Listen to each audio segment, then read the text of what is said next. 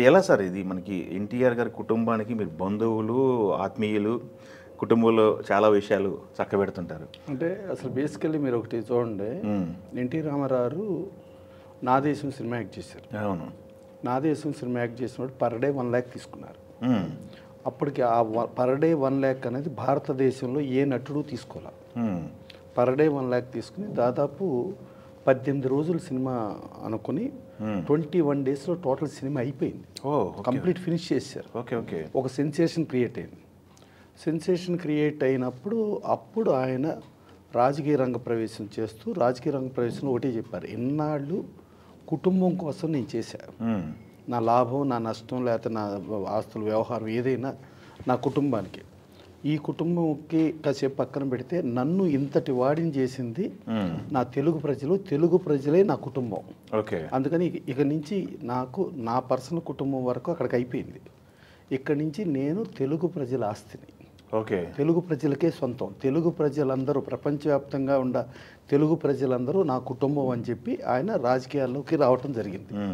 రాజకీయాల్లోకి వచ్చినప్పుడు ఆయన ఆల్రెడీ అసలు రాజకీయ రంగ ప్రవేశం చేయకపోయిన ముందు కూడా ఒక దివిసీమ తుఫాను ప్రాబ్లం వచ్చినా, లేకపోతే ఒక సైనికుల సంక్షేమమైన ప్రాబ్లం వచ్చినా ప్రతి ప్రాబ్లమ్ను ఆయన ముందు వెళ్ళటం జరిగింది. ముందు వెళ్ళి ఒకసారి సైనిక సంక్షేమం దానికి ఆయన రామారావు ఉండి, నాగేశ్వరరావు మొత్తం అందరినీ తీసుకుని ఊళ్ళల్లోకి వెళ్ళి జోలి పట్టి అక్కడ నాటక ప్రదర్శనలు అన్నీ కూడా చేసి వచ్చి ఆ డబ్బు మూట మొత్తం తీసుకొచ్చి నాగిరెడ్డి గారు, అంటే నాగిరెడ్డి చక్రపాణి గారిలో నాగిరెడ్డి గారికి అట ఇచ్చి మీరు గవర్నమెంట్కి అందజేయండి అని అంటే, నాగిరెడ్డి గారు అప్పుడు యాక్చువల్గా నెల జీతం వాళ్ళు, సంవత్సరానికి ఇంత నెల జీతం, ఇది టిటా సినిమాకి ఇంత ఇలా అనుకుని మాట్లాడుకునే ఒక జోన్లో, నువ్వు అసలు అలా పబ్లిక్లోకి వెళ్ళిపోతే ఎట్టా ప్రాబ్లం కదా, మీరు ముందు పబ్లిక్లో చూడకుండా సినిమాలోనే చూస్తేనే కదా మీ స్టార్డమ్, మీరు అలా పబ్లిక్లోకి వెళ్ళిపోయి ఇదంతా ఏంటి అని చెప్పానంటే అప్పుడు ఆయన ఆ మూటను తీసుకొచ్చి ఆయనే డైరెక్ట్గా హ్యాండ్ ఓవర్ చేయటం జరిగింది. సో పబ్లిక్ అనే మ్యాటర్లో ఏ రోజున పబ్లిక్ ఆపద వచ్చినా విపత్తు వచ్చినా ఆ రోజు నన్ను ఇంతటి వాడిని చేసిన నా ప్రేక్షక దేవుళ్ళు వాళ్ళ కోసం నేను ఏదైనా చేస్తాను అని అనుకుని, సరే నాగిరెడ్డి గారు ఆ మాట అనటానికి, ఎందుకంటే ఆయన నిర్మాత అంటే యజమాని, హీరో అనేవాడు కానీ ఎవరైనా 24 క్రాఫ్ట్స్ అనుకోండి, మూవీ ఆర్టిస్ట్ అసోసియేషన్ అనుకోండి, ఎవరైనా పనివాళ్ళు, జీతం తీసుకునే పనివాళ్ళని ఒక యజమాని అలా అన్నప్పుడు సమస్య ఉందని అప్పుడు ఆయన ఆల్రెడీ నాటక రంగ ప్రవేశానికి NAT అనేది చదువుకునే రోజుల్లోనే ఉండేది, నేషనల్ ఆర్ట్ థియేటర్స్ అని. ఆ NAT సంస్థ తరపున అప్పుడు నిర్మాత అవ్వటం జరిగింది. సో అది యాక్చువల్ నాగిరెడ్డి గారు అట్టా ఆయన ఏ విపత్తు వచ్చినా ఎప్పుడైనా కూడా ప్రజల కోసం అంటే ప్రజల్ని చాలా అమితంగా ఇచ్చేస్తూ ఎప్పుడు కూడా ప్రతి ఒక్కళ్ళు ఆంధ్రప్రదేశ్ నుంచి కానీ తమిళనాడు నుంచి కానీ త్రూఅవుట్ ఇండియా ఎక్కడి నుంచి వచ్చినా ముందు తిరుమల వెంకటేశ్వర స్వామి దర్శనం చేసుకుని, తిరుమల వెంకటేశ్వర స్వామి దర్శనం తర్వాత ఎన్టీ రామారావు దర్శనం చేసుకునేవారు. అంటే ఒక దైవం ఆ ఇదిలో, ఆ దైవంలాగా ఉండి ఆయన తిరుగుతున్న అప్పుడు తెలంగాణలో అంటే యాజ్ ఇట్ ఈజ్ బియ్యం, ఒడ్లు ధాన్యం నుంచి బియ్యం తినలేని పరిస్థితిలో ఉన్న తెలంగాణ ప్రజలు, అలాగే ఎన్నో సమస్యలు, ప్లస్ ఏమో కేవలం అగ్రవర్ణాల చేతుల్లోనే కేంద్రీకృతం అయిపోయి, ఒక ఆంధ్రాలో ఏంటంటే మునసబు కర్ణం అంటాం, తెలంగాణలో పటేల్ పట్వారీ వ్యవస్థ అంటాం. ఆంధ్రాలో అంత టూ మచ్ ఆఫ్ ప్రాబ్లం మునసబు కర్ణంలో లేదు, కానీ తెలంగాణలో పటేల్ పట్వారీ వ్యవస్థతో చాలా ప్రాబ్లం ఉంది. ఇది కేవలం అగ్రవర్ణాల చేతుల్లో, అంటే కర్ణం అన్నా లేకపోతే ఇదన్నా కూడా అది బ్రాహ్మణ్ కమ్యూనిటీ, ఇంకోటి మునసబు అన్నా ఇదన్నా కూడా అది అగ్రవర్ణం చేతుల్లో. ఇది వాళ్ళ వారసులు, ఇక ఇర్రెస్పెక్టివ్ ఆఫ్ ది క్వాలిఫికేషను వాళ్ళ వారసుల్లో పెద్దవాడు ఎవడైతే ఉన్నాడో అతను కంటిన్యూగా ఇది వచ్చేసేటట్టుగా ఉండే ఒక సిస్టమ్ని రద్దు చేయడానికి కంకణం కట్టుకున్నాడు.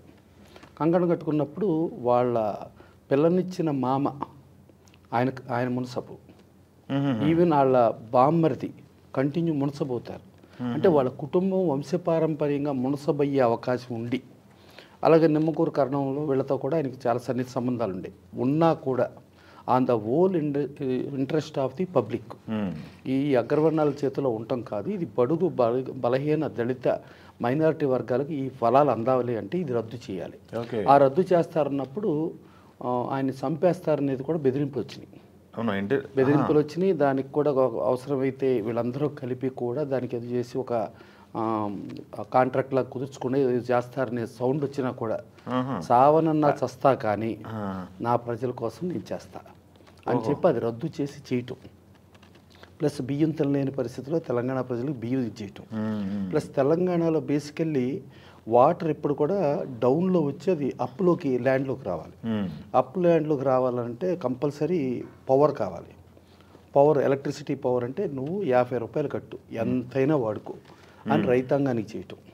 ఓకే, మినిమం 50 రూపీస్ పెట్టేసి 50 రూపీస్ మ్యాక్సిమం 50 రూపీస్ స్లాబ్, ఇక నువ్వు ఎంత కరెంట్ అయినా వాడుకో అని అనటం మూలంగా రైతాంగం డెఫినెట్గా చాలా ఎక్కువగా అభివృద్ధి చెందటానికి పనికొచ్చింది. ప్లస్ ఎవరో చేయని రేంజ్లో 6-10 జీవో, అంటే ఒక లోకల్కి అర్థం ఏంటంటే 6 నుంచి 10వ తరగతి చదివిన వాళ్ళు ఎవరైతే ఉన్నారో వీళ్ళు లోకల్కి ప్రామినెన్స్ ఉండాలి అని 6-10 జీవో తేవటం. ఇక అక్కడి నుంచి సరే ఎందుకు మహిళకి పురుషులకి వివక్షత ఏంటి, నో ఇది కరెక్ట్గా తప్పు అని చెప్పి భారతదేశంలో ఎవరో చేయని విధంగా ఆస్తిలో మహిళలకు కూడా సమాన ఆస్తి హక్కు అని ఆయన అప్పుడు ఉమ్మడి ఆంధ్రప్రదేశ్ అంటే ఆంధ్రప్రదేశ్ తెలంగాణ కలిపి 2 చెప్పటం. అది అయిపోయిన తర్వాత తమిళనాడు కూడా కొనసాగించింది. అంటే భారతదేశంలో ఫస్ట్ ఆంధ్రప్రదేశ్ తెలంగాణ ఈయన తీసుకొస్తే నెక్స్ట్ తమిళనాడు ఆయన ఫాలో అయింది. సో అట్టా చేసిన వినూత్న పోకడలో అవన్నీ ఒక ఇదిలో ఈవెన్ తెలుగు గంగ మూలంగా మనం చూసుకుంటే వెలుగోడు ప్రాజెక్ట్ ఒక రాయలసీమ నుంచి మొదలెట్టుకుని చిత్తూరు ఇదంతా కూడా తెలుగు గంగ వాటర్ మూలంగా ఎంతో బాగుపడే పరిస్థితిలో ఆ తెలుగు గంగకి ఆ రోజున రాజశేఖర రెడ్డి గారు అడ్డం పట్టారు. పడితే ముఖ్యమంత్రిగా ఈయన సెక్రటరియట్ బయట రోడ్డు మీద కూర్చున్నారు. సో ఆయన అనుకున్నది ప్రజలకు చెయ్యాలి అనే విషయంలో మాత్రం అసలు ఏమీ సంకోచం లేకుండా కాంగ్రెస్ గవర్నమెంట్లో ఆ రోజున రాజశేఖర రెడ్డి గారు తెలుగు గంగకి అడ్డుపడ్డారు. అడ్డుపడితే నో చేయాల్సిందే అని చెప్పి అట్లా అది ప్రజల కోసం చేయటం అనే దగ్గర అసలు ఇంకొక మాట లేకుండా చేశారు. చేసి ఇవాళ చెప్పాలంటే ఆయన ఉన్నా లేకపోయినా ఇప్పటికీ కూడా భారతదేశంలో అన్ని ప్రభుత్వాలు ఆయనది ఇచ్చేయటం. ఇక కాంగ్రెస్ కంటిన్యూ అంటే యాక్చువల్గా ఆయన రాజకీయాలకు వచ్చే వరకు కాంగ్రెస్ అంటామా తర్వాత ఇందిరా కాంగ్రెస్ అంటామా ఏదేమైనా ఆ గాంధీ కుటుంబం జవహర్లాల్ నెహ్రూ ఇందిరాగాంధీ ఆ కుటుంబం ప్రకారమే ఆంధ్రప్రదేశ్ తెలంగాణ ఎప్పుడు ఉండేది. ఎప్పుడు దీన్ని పట్టించుకునేవారు కాదు ఈ రాష్ట్రం. ప్లస్ మాట్లాడితే ముఖ్యమంత్రులు మారటం, అప్పుడు తెలుగువాడి ఆత్మగౌరవ నినాదంతో ప్లస్ ఏమో అసలు ఆ రోజుల్లో ఏంటంటే అసలు తెలుగు అంటే ఆంధ్రప్రదేశ్ అంటే ప్రపంచానికి తెలియని పొజిషను. సరే నేను కూడా పూణేలో చదువుకునేవాడిని. 82 వరకు నేను చదువుకునే రోజులు యు ఆర్ ఫ్రమ్ అన్నాడు అంటే ఆంధ్రప్రదేశ్ అన్నా. వేర్ ఈజ్ ఆంధ్రప్రదేశ్ అన్నాడు. సౌత్ ఇండియా అన్న. వేర్ ఈజ్ సౌత్ ఇండియా అన్నాడు. ఇండియా అన్న. ఇంకెంతకంటే నాకు ఇంకేం చెప్పటం. సరే వాడేదో జాలిపడి ఓహో సరే సరిగ్గా నాలెడ్జ్ లేదులే అని చెప్పి యూ మద్రాసి అన్నాడు. సర్లే ఏదో ఇట్లా మన సౌత్ ఒక మద్రాస్ పేరు చెప్పాడు కదా అని యా అన్న. ఇలాంటి పరిస్థితి నుంచి ఎన్టీ రామారావు రాజకీయ రంగ ప్రవేశం చేస్తే ఏ ప్లేస్లో అయితే మద్రాసి అన్నారో అక్కడ తెలుగువాడిని ప్రపంచవ్యాప్తంగా గుర్తింపచేసే పరిస్థితి, తెలుగువాడి పేరుని తెలియజేసిన పరిస్థితి, తెలుగువాడిగా మళ్ళా గుడివాడ శాసనసభ్యుడిగా ఆయన గెలిచి ముఖ్యమంత్రి అయినందుకు గుడివాడ గురించి నిమ్మకూరు గురించి మాట్లాడుకునే పరిస్థితి ప్రపంచానికి తెలియజెప్పిన మహనీయుడు, మహానుభావుడు. ఇక అన్ని రకాలుగా అంటే తెలుగువారికి గుండె చప్పుడు అంటామే, గుండె చప్పుడులో ముందు ఎన్టీఆర్ అనే ఇది అలా ఆయన చేయటం మూలంగా జరిగింది. ప్లస్ మహిళలకి పద్మావతి మహిళా యూనివర్సిటీ అని చెప్పి వాళ్ళకు ఒక యూనివర్సిటీ స్థాపించడం, తర్వాత ఇవాళ ఎన్టీఆర్ హెల్త్ యూనివర్సిటీ ఆయనే ఫస్ట్ ఎన్టీఆర్ హెల్త్ యూనివర్సిటీ ఆయన స్థాపించడం, అట్లా ఎన్నో ప్రజల కోసం. అంటే ఆయన క్లియర్గా నేను మీకు ఎందుకు చెప్తున్నా అంటే కుటుంబం అంటే నందమూరి కుటుంబం కాదు. కుటుంబం అంటే తెలుగు ప్రజల కుటుంబం. తెలుగు ప్రజలందరికీ ప్రజల్లో ప్రతి ఒక్కళ్ళు కూడా ఆయన బిడ్డగా ఫీల్ అవ్వటం. ఇప్పుడు అక్క చెల్లెళ్ళు కానీ అన్నదమ్ములు కానీ ప్రతి ఒక్కళ్ళు మా ఇంటిలో మా వాడు ఎన్టీఆర్ అని అంటే ఆ ఎన్టీఆర్ అనేది ఒక సొంతం అనేది ఒక ఫీల్ అవుతూ తెలుగువాడి ఆత్మగౌరవ నినాదంతో వచ్చి తెలుగువాడికి ఒక ఆత్మగౌరవం. తెలుగువాడు అంటే ఎవరు? ఒకప్పుడు మనకేంటంటే రష్యా వెళ్తే యు ఆర్ ఫ్రమ్ ఇండియా అని అంటే కొంచెం రష్యన్స్ గుర్తుపెట్టేవారు కాదు.